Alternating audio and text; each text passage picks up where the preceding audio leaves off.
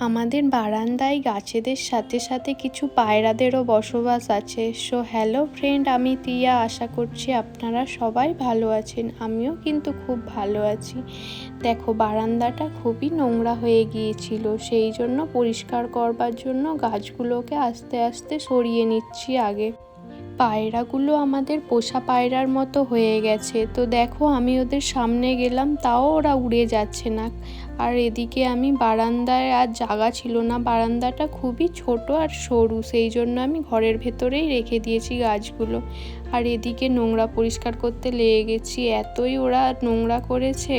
আর নোংরাগুলো তো বসে গিয়েছিল, সেই জন্য আমি চাকু এনেছি ওতে করে তুলবার জন্য। হাতে করে তুলতে পারছিলাম না, খুবই শক্ত ছিল।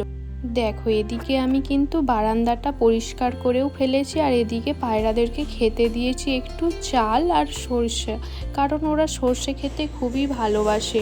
তারপর এদিকে আমি বসে গেছি গাছটা পরিষ্কার করতে। গাছটাকে ভালো করে মাটিগুলো একটু উঠিয়ে নিয়ে সার দিয়ে দিলাম, কারণ এটা আমি মাঝে মধ্যেই করে থাকি, ওই 15 দিন অন্তর অন্তর। নিজেদের সাথে সাথে গাছেদেরও তো একটু পরিচর্যা করা দরকার। দেখো, তারপরে আমি এবার গাছগুলোকে সবেতেই সার দিয়ে দিলাম। আর এটা আমাদের চেরি গাছ। চেরি গাছের ফুল আগে কে দেখেছো আমাকে অবশ্যই জানাবে।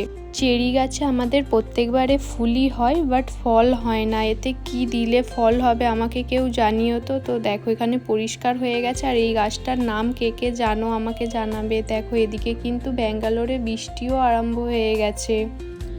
গাছ পরিষ্কার করতে করতে বৃষ্টিও এসে গেছে। আর আমি রাতে করেছিলাম একটু পরোটার সাথে যদি একটু চিকেন কষা থাকে তো ভালোই হয়। তো দুপুরে আমি চিকেন কষাই করেছিলাম। আর বৃষ্টির দিনে ভাত আর ভালো লাগবে না, সেই জন্য আমি রাতে করে নিয়েছিলাম একটু পরোটা।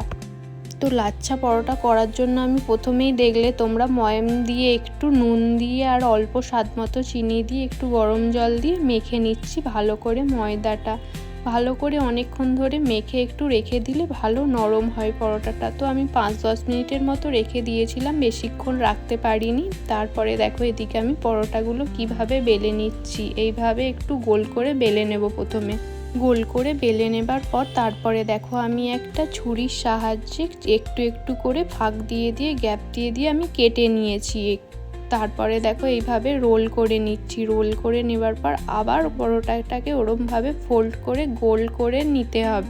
গোল করে নিয়ে আমি আবার সেই একইভাবে বেলে নেবো গোল করে। একটু তেল দিয়ে বেলবে তো ভালো, তাহলে সুবিধা হবে, নাহলে বারবার গুটিয়ে গুটিয়ে চলে যাবে, সেই অসুবিধা হবে। সেই জন্য একটু তেল দিয়ে বেলবে তো সুবিধা হবে। এদিকে দেখো, আমি পরোটা ভাজবার জন্য তাওয়া বসিয়ে দিয়েছি। তারপরে দেখো, একটা পরোটা এদিক ওদিক আমি প্রথমে তেল দিয়ে ভাজিনি, যাতে ভালোভাবে ভাজা হয়। আমি প্রথমে একটু সেঁকে নিয়েছি গরম তাওয়ায়। তারপরে দেখো, তেল দিয়ে এপিট ওপিট ভালোভাবে ভেজে নেবো।